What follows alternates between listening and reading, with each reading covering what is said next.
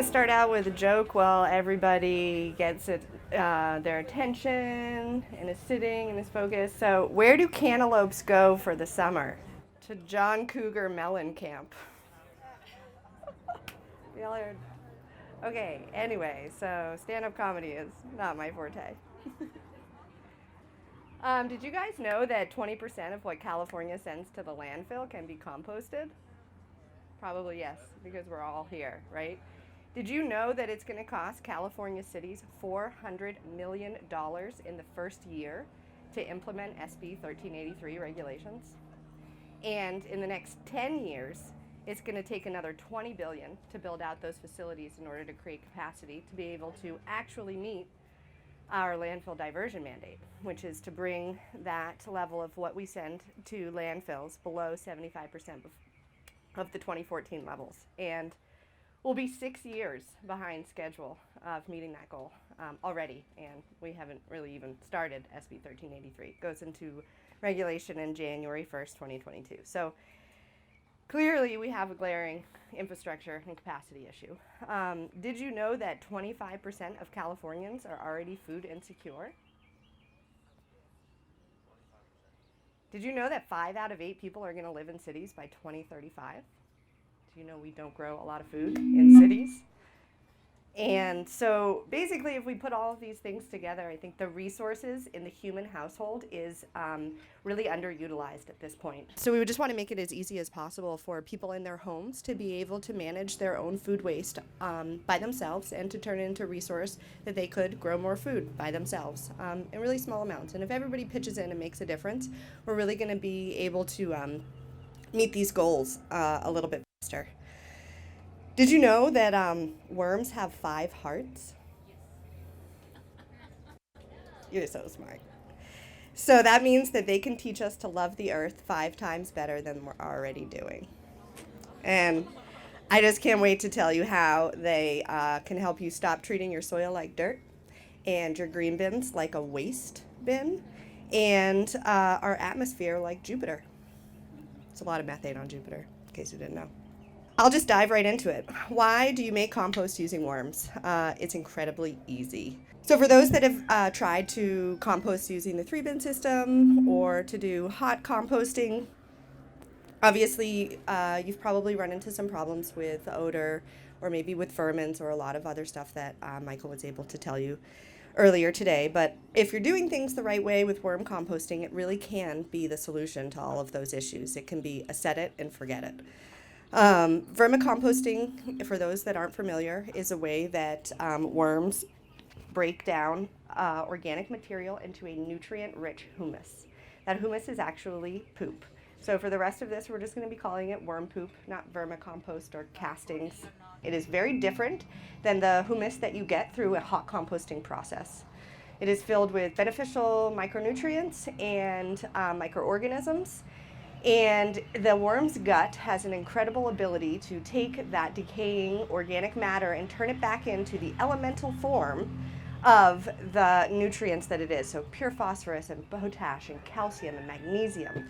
And it holds it all together in a binding mucus. And that mucus has other enzymes in it that are natural deterrents to a lot of diseases in plants.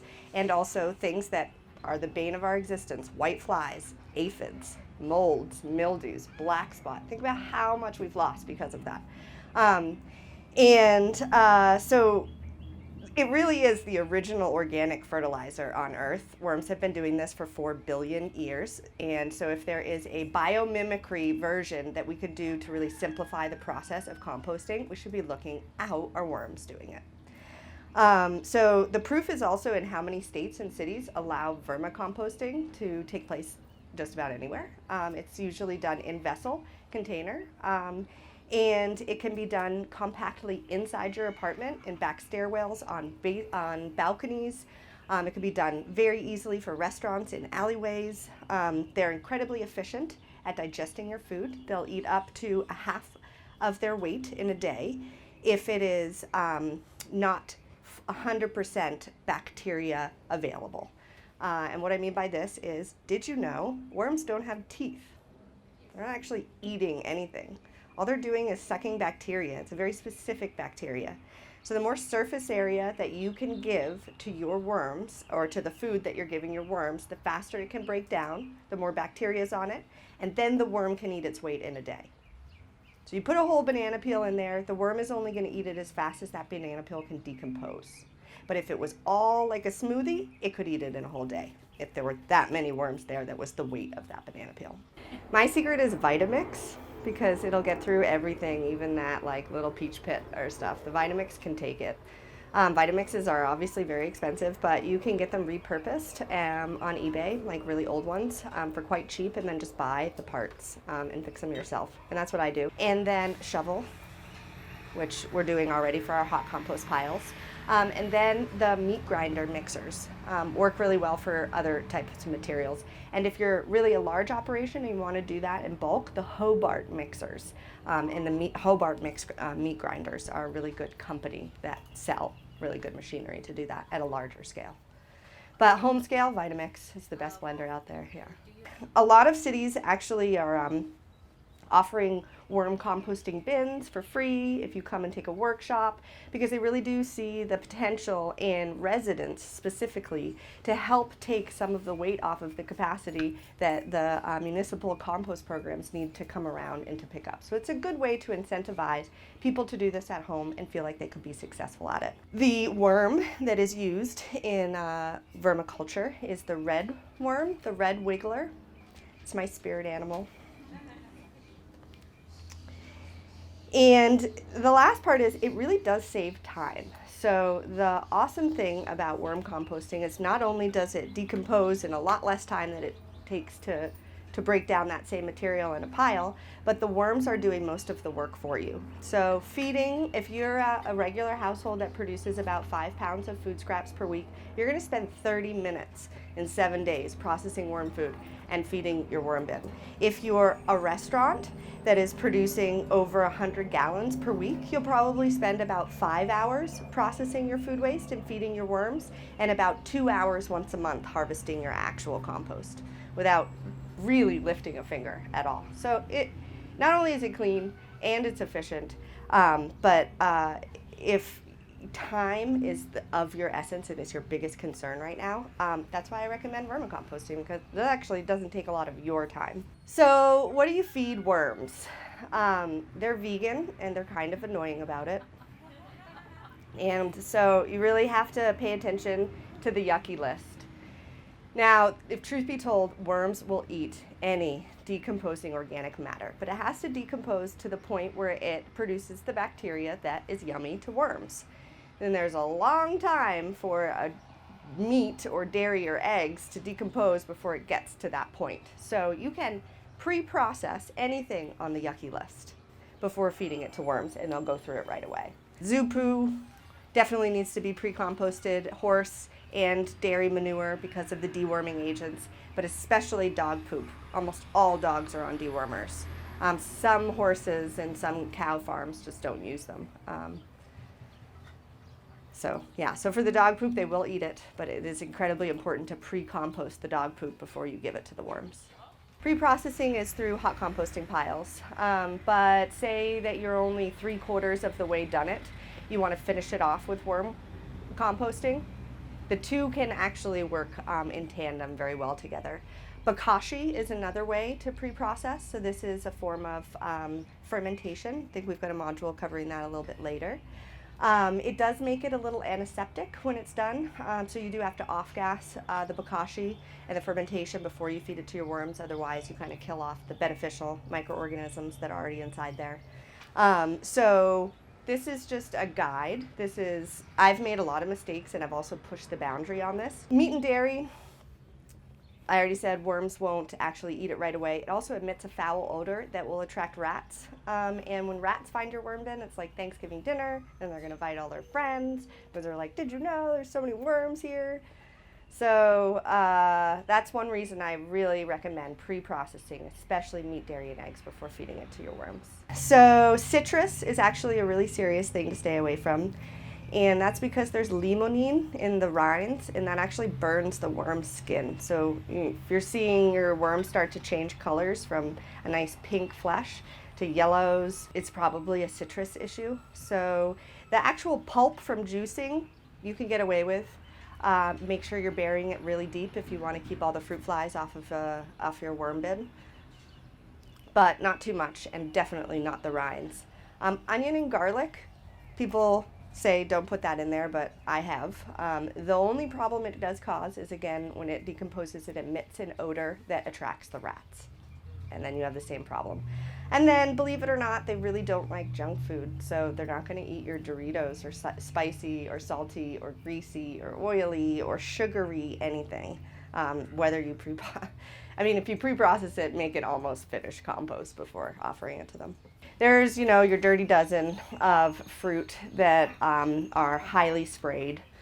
And the worms are kind of the canary in the coal mine here. When you feed them a lot of that stuff, they don't eat it, then you know that what you're eating also is problematic. It's probably got a lot of pesticides on it.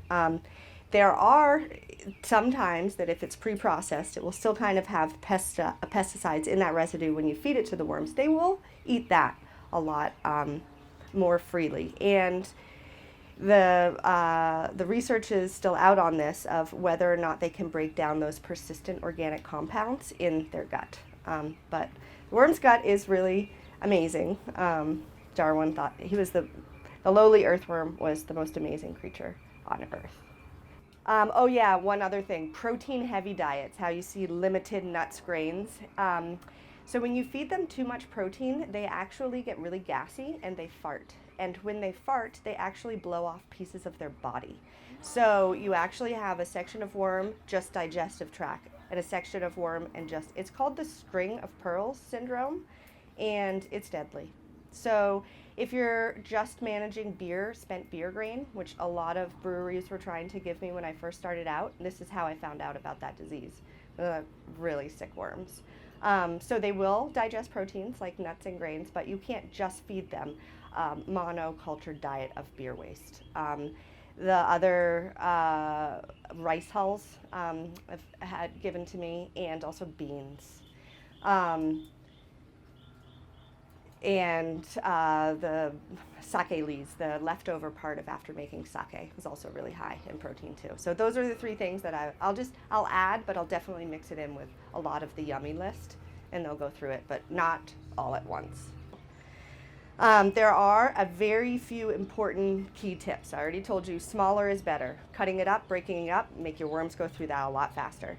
The next is the frequency and volume that you feed them at. If you are putting something in there that they just don't have any appetite for, and there's a lot of reasons they won't have an appetite, we'll go into that in the next slide, they won't eat it, and then it will stay in your bin as you keep adding more food. So really need to monitor the frequency and the amount of food that you're giving them to make sure that they've gotten through what you gave them the day before you give it to them the next time. You'll really minimize any sort of nuisances that you might be experiencing with your worm bin that way. So how do worms live? They basically think of it as a climate-controlled bathroom. Much like myself, I can only survive between 45 and 85 degrees Fahrenheit.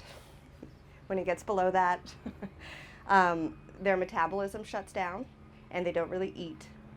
If it gets above 85 degrees, the same thing happens. But if you go to extremes, over 90 and right around freezing, it becomes deadly for them. So you really do have to manage the temperature, mostly, of your worm bin. Very critical step. I like to place worm bins on the north side of a building if you're doing it outside, because it's always in the shade, and so even if the ambient air temperature is fluctuating a lot, the temperature in your bin actually does stay pretty even. I'm located in West Oakland, so we get up to 100 degrees as well, and my worm bins don't go over 65 degrees. And some are in the direct sun as well. So the next is moisture. The bedding itself needs to be kept about the level of a moist sponge at 60 to 80% moisture. And that's if you just pick up a little bit of your bedding and squeeze it, you want to get like one drop out of it. That's perfect. If it's too dry, we'll go over this in a second, you're going to see a host of problems. If it's too wet, you're going to see a whole bunch of different problems. And then pH neutral. They don't really like a lot of acidic bedding. So too much coffee is really going to drive them away.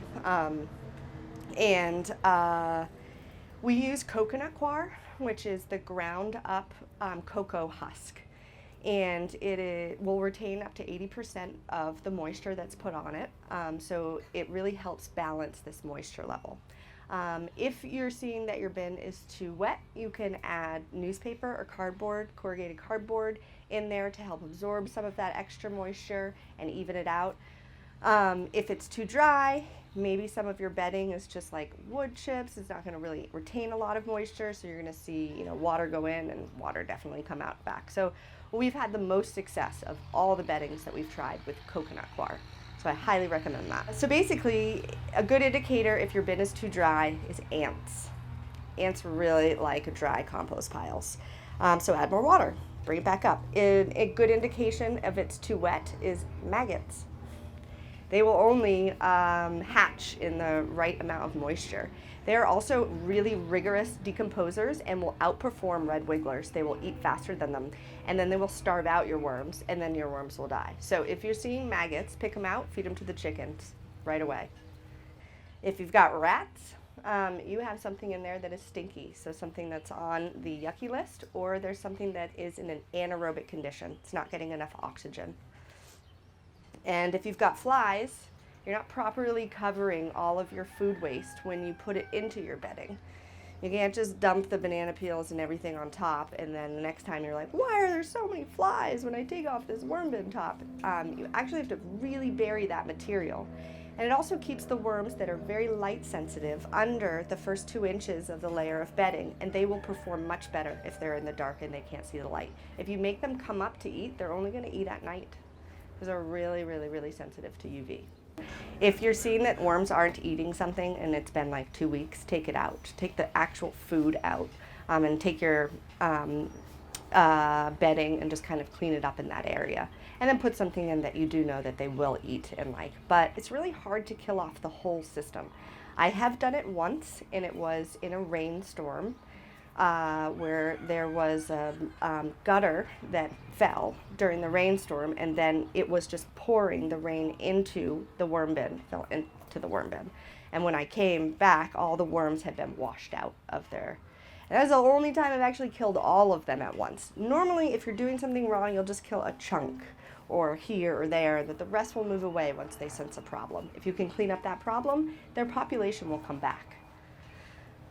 Yeah, that's another really amazing thing about worms, composting with worms, is that they can quadruple their population in 2 months or less. So say you did run into a problem and you killed a lot of your worms, or you did have to clean up your worm bin. If you just take 1 pound out, that will become 4 pounds in 80 days or less. Did you know that they procreate more than rabbits? So when we say, like rabbits, we should actually be saying, like worms. And there are 4 worms to every worm egg. Worms are hermaphrodites. They both they inseminate each other through their clitellums, that really swollen part next to the worm's head. And they do it in an infinity symbol. So it's just so beautiful meta that they are the end and the beginning of all life on Earth. And when they make love, they do it by wrapping each other around, touching their clitellums together, and mucus inseminates the other one, and they both get impregnated. And then the little clitellum mucus falls off their head and forms a sac. And inside that sac, there's about 4 baby worm eggs, and those hatch. And that's how that whole process only takes 21 days, and then it takes another 60 for them to become a reproducing adult. So in 80 days, that's how you can quadruple your population. Did you know that a large portion of the methane in decomposing organic matter is emitted during the first week of decomposition? And so we're trying to get that material into a compost pile as fast as possible, so where we can aerate it and where we can reduce that methane emission. But refrigeration is used if you can't, so that you just reduce the amount of flies in your own household before you would put it either in a green cart or in your worm bin. And then I also freeze it, and I freeze the material before I even process it because it helps break down cellulose, which just makes the worms be able to eat it even faster. But those are all steps that are unnecessary. I do want to emphasize that. Worms will literally eat a banana peel if you put it in a bin. This is if you want to make a really efficient and a larger scale operation. These are all suggestions to how to make it go faster so you can scale. I'm sure most of you are familiar with actually the medium of worm poop after it's been created. It is a wonderful, it's very nutrient rich, and it's a wonderful soil amendment that can really help break up clay soils or help with sandy soils, change the structure. It can also help with moisture retention in your soil. But the biggest benefits are actually to the plant and to the plant growth because it's alive. It's never been heated to those temperatures where you had to kill off the bad bacteria, where you also kill off some of the beneficial bacterias. So it's just teeming with microbes that improve root health and stem development and crop yields. If you want to make it into a worm tea, which I'm going to explain in a second, you can spray it all on the leaves, and that will give it a fortification against a lot of other flies, pests, aphids, molds, mildews, everything we're talking about. But for me, there's the 5 coolest things about worm castings that I want to share. The first is that worm excrement has over 60 nutrients in it. We say that a lot about any other type of compost. Casting acts as a buffer to help plants grow where pH levels are too high or too low, or that have too much heavy metals in it. They make any of the available nutrients to be taken up by the plant as they need it. And they'll hold in their humus and in their mucus all the rest of the nutrients until that plant asks for it. Which was the third thing, that it can extract toxins and harmful fungi from and bacteria from the soil and hold it. They have the ability to fix heavy metals in your soil, and regular applications of it increases enzymes in your soil that's offensive to a lot of the common pests that I also talked about. So you can use vermicompost immediately after you harvest it, or you can store it in a cool, dark place. The microbes will keep for up to a year. As long as you've got air on it and water on it, it's still going to be alive. It's a really good for germinating seeds, mixing 50-50 coconut coir to the worm castings for doing your seedlings and your starts. Gives plants a great beginning in their life.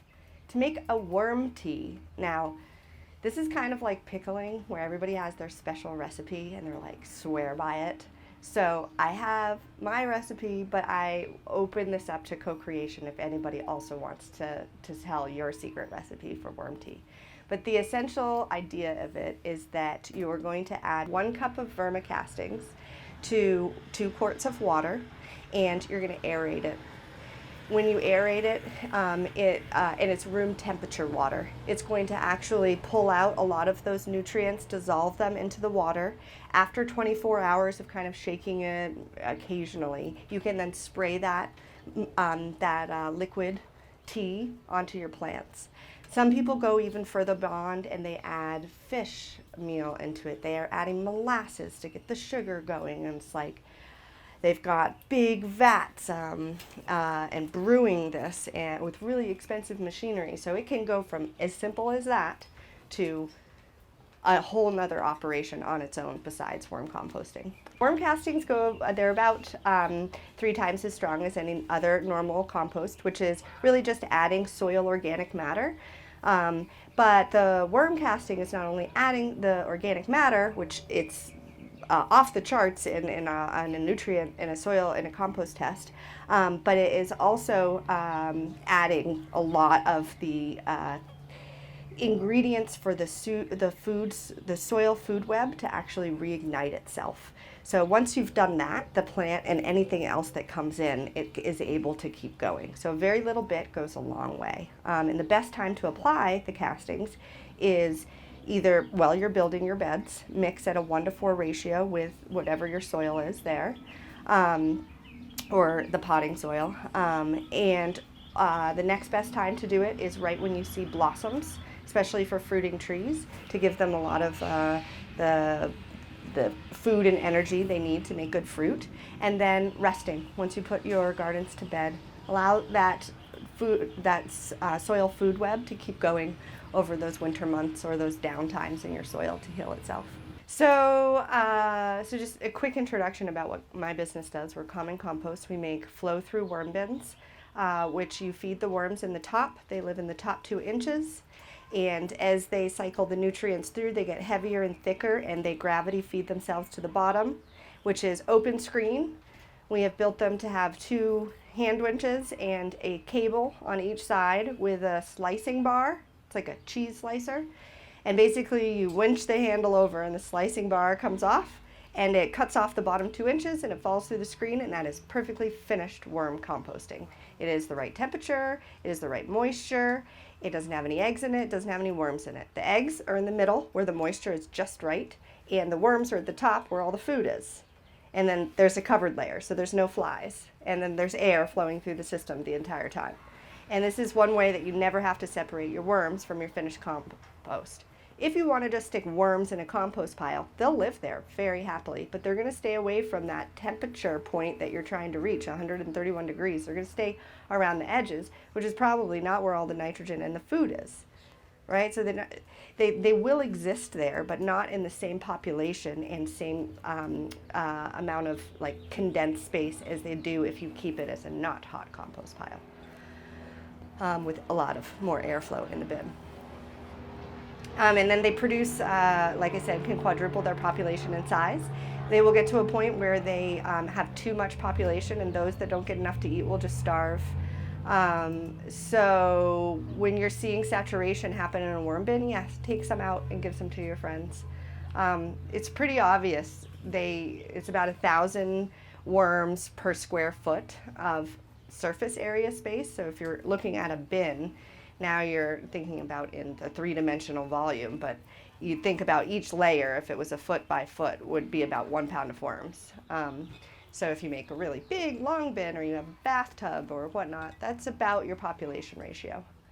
Why are worms awesome? Basically, they eat your food waste. They turn it into a resource. We put it into our soil and we grow more food.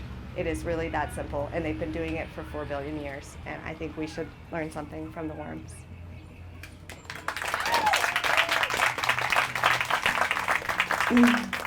Thanks, Courtney. So I'm just going to talk about a couple different worm worm management systems. Some of the principles for kind of community scale vermicompost. Basically, we're kind of wanting to separate the finished castings from where we're feeding fresh material to the worms. And so typically the systems are designed to follow some sort of migration pattern. So you probably have seen the home scale vermicompost systems, like a worm tower, where they have stacked trays that have a mesh bottom. So basically you put in your bedding, start feeding your food waste or pre-composted material to your worms in one of the trays at the bottom. So once that's full, then you prepare your next tray on top with a mesh bottom and put in your bedding, food waste, and then the worms will migrate upwards. And so we call that vertical migration, when it's kind of moving up this tower of stacked trays, essentially. So it's more of a small scale, home scale system. And then the very common kind of vertical flow-through bin that kind of industry composters use and community scale composters use is a downwards kind of or it's also an upwards migration, actually, because you're feeding fresh material at the top and your finished castings are at the bottom. You pull your cutting bar at the bottom to harvest. If you want a really simple setup, this is something we did at Huerta del Valle a couple years ago. We just had some really large wood bins and we just started feeding to the top, and then we would put down mesh or crates and put food waste in there. Worms would come up, we'd scrape off the first kind of inch of worms, and then we would harvest all of the material in the rest of the bin. It's a little bit more labor intensive to do it that way, so those kind of vertical systems where you can pull the cutting bar across is really nice and makes it a little bit easier to harvest. Also, something that we tried out with Huertas del Valle was worm windrows. So this one, they're kind of feeding, layering to the top. And so it's still kind of a vertical migration. The worms are kind of moved to the top, and you still have to kind of screen out and scoop off the first inch of worms before you harvest all the material underneath.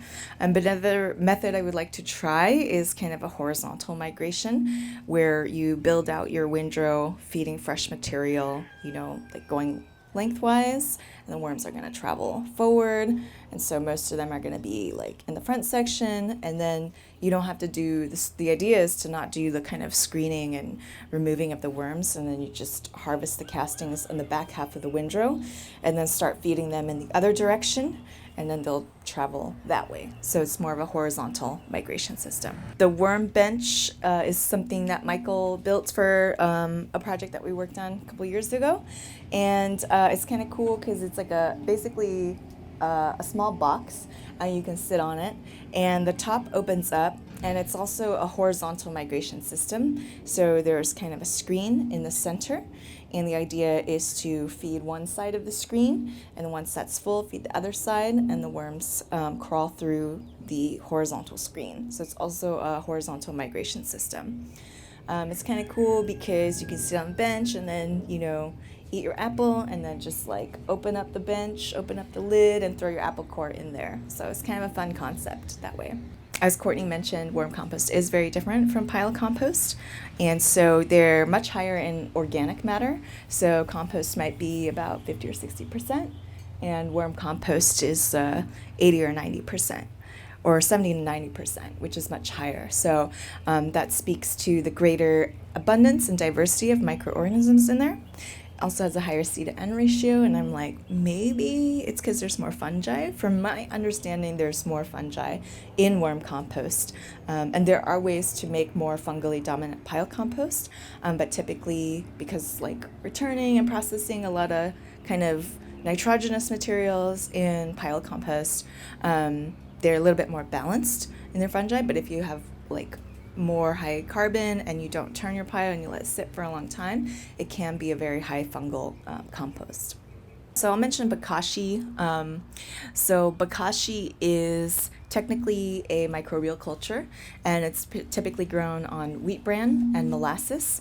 And this is very different. It's not a full composting process. It's kind of a pre-treatment of food waste, technically an anaerobic fermentation. So you have to, so the Bokashi buckets that you can get have a little drainage spout at the bottom, but there's no holes in these guys because you don't want that airflow. So you have a lid on top and your bucket container. You throw your food waste in there, and the bran, so it often comes as a bran. That's where the Bokashi culture kind of lives. And then you sprinkle some of that Bokashi bran onto the food waste, put your lid on, and then you can fill it up and then let it sit for about 6 weeks. And then you do need to do a secondary decomposition. There's minimal odors in this process. It doesn't attract any flies or pests. So a lot of kind of like apartment dwellers really like it. But you have to bury it in your garden, and a lot of people get really good results with that, or put it into a compost pile. So it's not a full kind of decomposition process in itself, but is kind of a good way to deal with like a lot of food waste. That's something that I've thought about. It's like if we have a site and it has limited capacity, but we want to bring in a lot of food waste. If we had a Bokashi set up, you could just throw it all into Bokashi buckets or something, and then put them into your compost pile later. Nice thing about Bokashi is there's no restrictions. You can do meat, dairy, bones, and you don't have to worry about like temperatures or things like that, because the Bokashi culture kind of takes over.